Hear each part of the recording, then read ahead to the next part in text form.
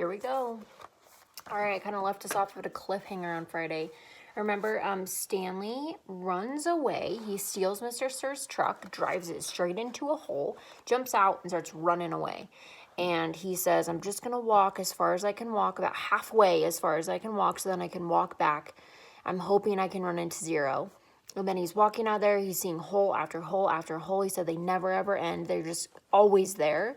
And then he sees this boat flipped over in the middle of the desert. And it has the painting on the side that says Mary Lou, which if you remember, Sam the Onion Man's donkey's name was Mary Lou.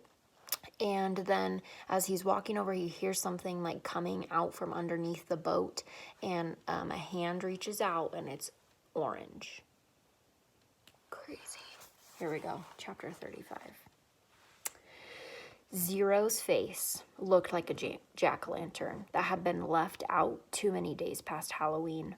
Half rotten, with sunken eyes and a drooping smile. Is that water? He asked. His voice was weak and raspy.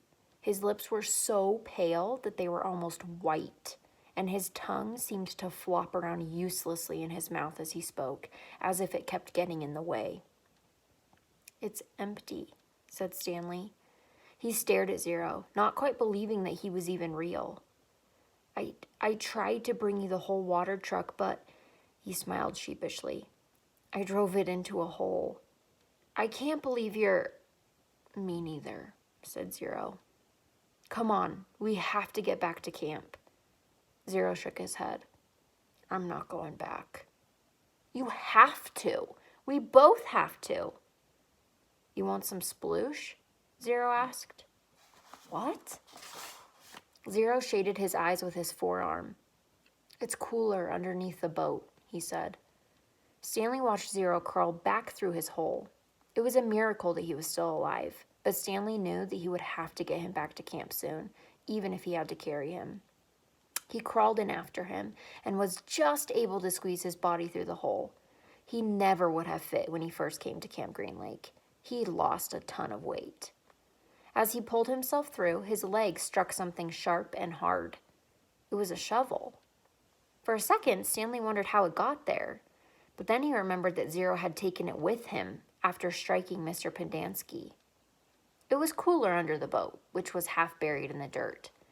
There were enough cracks and holes in the bottom of the boat, now the roof, to provide light and ventilation. He could see empty jars scattered about. Zero held a jar in his hand and grunted as he tried to unscrew the lid. What is that? Sploosh? His voice was strained as he worked on the jar. At least that's what I call it. They were buried under this boat. He still couldn't get the lid off. I found 16 jars. Here, hand me that shovel. Stanley didn't have a lot of room to move. He reached behind him, grabbed the wooden end of the shovel, and held it out to Zero, blade first. Sometimes you just have to, Zero said, and then he hit the jar against the blade of the shovel, breaking the top of the jar clean off. He quickly brought the jar to his mouth and licked the sploosh off of the jagged edges before it spilled. Careful, Stanley warned. Zero picked up the cracked lid and licked the sploosh off that as well, and then he handed the broken jar to Stanley. Drink some. Stanley held it in his hand and stared at it for a moment. He was afraid of the broken glass. He was also afraid of the sploosh. It looked like mud. However, whatever it was, he realized, it must have been in that boat when the boat sank. That meant that it was probably over 100 years old. Who knew what kind of bacteria might be living in it? It's good, said Zero, encouraging him. He wondered if Zero had heard of bacteria. He raised the jar to his mouth and carefully took a sip. It was a warm, bubbly, mushy nectar, sweet and tangy. It felt like heaven as it flowed over his dry mouth and down his parched throat. He thought it might have been some kind of fruit at some time. Perhaps peaches. Zero smiled at him. They told you it was good. Stanley didn't want to drink too much, but it was too good to resist. They passed the jar back and forth until it was empty. How many are left? He asked. None, said Zero. Stanley's mouth dropped. I have to take you back, he said. I'm not digging any more holes, said Zero. They won't make you dig, Stanley promised. They'll probably send you to a hospital, like Barf Bag. Barf Bag stepped on a rattlesnake, said Zero. Stanley remembered how he had almost done the same. I guess he didn't hear the rattle. He did it on purpose, said Zero. You think? He took off his shoe and socks first. Stanley shivered as he tried to imagine it. What's Marya-la-ou? Asked Zero. Huh? Zero concentrated hard. Marya-la-ou. I have no idea.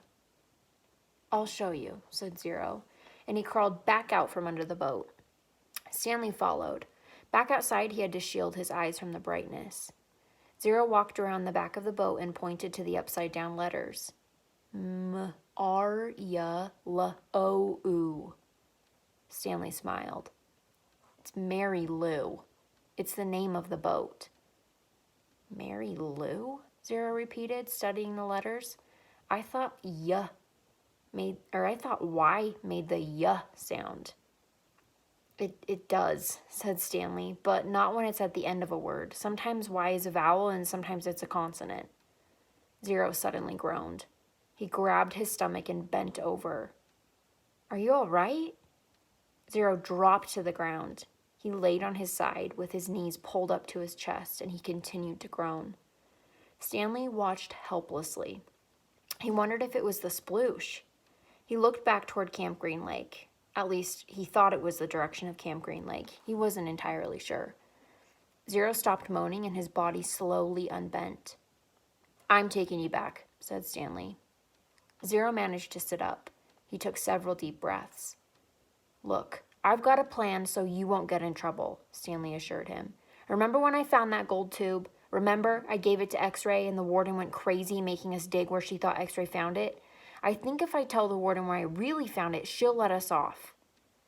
I'm not going back, said Zero. You have nowhere else to go, said Stanley. Zero said nothing. You'll die out here, said Stanley. Then I'll die out here. Stanley didn't know what to do. He had come to rescue Zero and instead drank the last of his sploosh. He looked off into the distance. I want you to look at something. I just want you to look at that mountain up there. Do you see that one that has something sticking up out of it? Yeah, I think. What does that look like to you? Does it look like anything? Zero said nothing. But as he studied the mountain, his right hand slowly formed into a fist, and he raised his thumb. His eyes went from the mountain to his hand, then back to the mountain. Chapter 36. They put 4 of the unbroken jars in the burlap sack in case they might be able to use them. Stanley carried the sack, and Zero held the shovel. I should warn you, Stanley said. I'm not exactly the luckiest guy in the world. Zero wasn't worried. When you spend your whole life living in a hole, he said, the only way you can go is up. They gave each other a thumbs up sign and then headed out. It was the hottest part of the day. Stanley's empty canteen was still strapped around his neck. He thought back to the water truck and wished that he'd at least stopped and filled his canteen before running off. They hadn't gone very far before Zero had another attack. He clutched his stomach as he let himself fall to the ground. Stanley could only wait for it to pass. The sploosh had saved Zero's life, but it was now destroying him from the inside. He wondered how long it would be before he, too, felt the effects. He looked at Big Thumb. It didn't seem any closer than when they had first started. Zero took a deep breath and managed to sit up.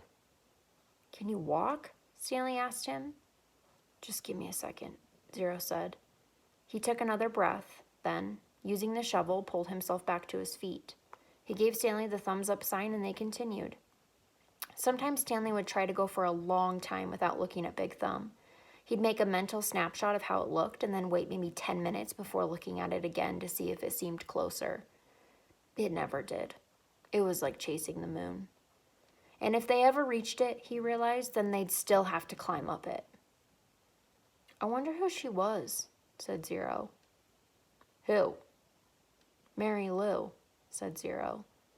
Stanley smiled. I guess she was once a real person on a real lake. It's hard to imagine. I bet she was pretty, said Zero. Somebody must have loved her a lot to name a boat after her. Yeah, said Stanley. I bet she looked great in a bathing suit sitting in that boat while her boyfriend rowed. Zero used his shovel as a third leg. 2 legs weren't enough to keep him up. I've got to stop and rest, he said after a while. Stanley looked at Big Thumb. It still didn't look any closer. He was afraid if Zero stopped, he might never get started again. We're almost there, he said. He wondered which was closer, Camp Green Lake or Big Thumb. I really have to sit down. Just see if you can go a little. Zero collapsed. The shovel stayed up for a fraction of a second longer, perfectly balanced on the tip of the blade, and then it fell next to him. Zero knelt, bent over with his head on the ground. Stanley could hear a very low moaning sound coming from him. He looked at the shovel and couldn't help but think that he might need to dig a grave. Zero's last hole. Who will dig a grave for me? He thought. But Zero did get up, once again flashing a thumbs up. Give me some words, he said weakly. It took Stanley a few seconds to realize what he meant, and then he smiled and said, R-U-N. Zero sounded it out to himself. Run. Run. Good. F-U-N. Fun. The spelling seemed to help Zero. It gave him something to concentrate on besides his pain and weakness. It distracted Stanley as well. The next time he looked up at Big Thumb, it really did seem closer. They quit spelling words when it hurt too much to talk. Stanley's throat was so dry. He was weak and exhausted. Yet as bad as he felt, he knew that Zero felt 10 times worse. As long as Zero could keep going, he could keep going too. It was possible, he thought, he hoped, that he didn't get any of the bad bacteria. Zero had been able to unscrew the lid. Maybe the bad germs couldn't get in either. Maybe the bacteria were only in the jars which opened easily, the ones he was now carrying in his sack. What scared Stanley the most about dying wasn't actually death. He figured that he could handle that pain. It would be much worse than what he felt now. Or it wouldn't be much worse than what he felt now. In fact, maybe at the moment of his death, he would be too weak to feel pain. Death would be a relief. What worried him the most was the thought of his parents not knowing what happened to him, not knowing whether he was dead or alive. He hated to imagine what it would be like for his mother and father, day after day, month after month, not knowing, living on false hope. For him, at least, it would be over. For his parents, the pain would never end. All right, we're going to stop there for today. We will see what happens. Stanley and Zero. Crossing my fingers for them.